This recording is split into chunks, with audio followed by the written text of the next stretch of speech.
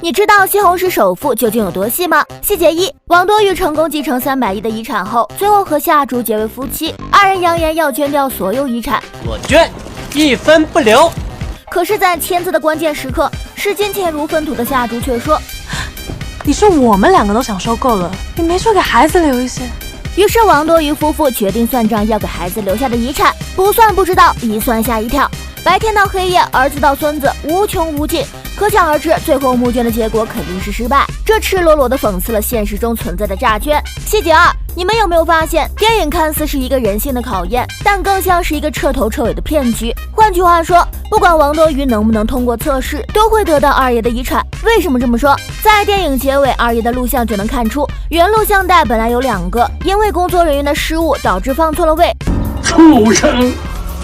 我就知道你完不成考验。对不起，放错了。这里也能看出，二爷说话的态度也不像是真生气，所以更能确定二爷的财产王多鱼都能得到。细节3：在王多鱼问二爷为什么不找老伴时，金爷说出了实情。严格的说，其实你应该管我叫二奶。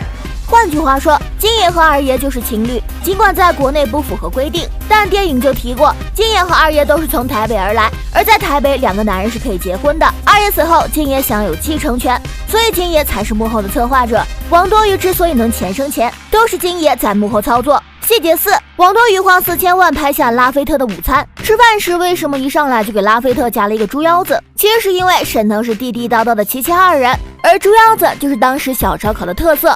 我呀，最近龙虾鲍鱼啊吃的有点顶住了，就好这口。齐齐哈尔BBQ。细节5：大聪明囤了一批烂尾楼，转手变成学区房赚了10个亿，这在现实中根本就不可能发生。这时候你注意看，金爷绑架夏竹的地方正是一片烂尾楼，是不是金爷故意让王多鱼完不成任务，主动放出假消息并收购烂尾楼呢？细节6：金爷所说的一切，除了锻炼王多鱼的人性外，更是为了撮合夏竹和王多鱼。夏竹很可能是金爷和二爷早就认定好的儿媳妇儿，于是把她从台北带到内地。夏竹不爱钱，更看不起300亿，但感动她的每个瞬间都需要钱。细节7：王多鱼投资的这些梦想项目，毫无用处的陆地游泳器，无稽之谈的冰山项目，濒临破产的夕阳产业，却因为王多鱼这个暴发户的投资回光返照，最后被量产大卖。真实讽刺了现实社会的都市生活是多么的空虚无聊。王多鱼这个名字谐音王多鱼，其实就很讽刺，但是他却偏偏姓王，还能剪出10亿身价的发型。王总，您要求的10亿身价的发型也好，您看是多了还是少了？正好。细节8：在和恒泰队比赛时，庄强因为出言重伤高然的妻子，被高然重拳袭击，然而高然也被红牌罚下。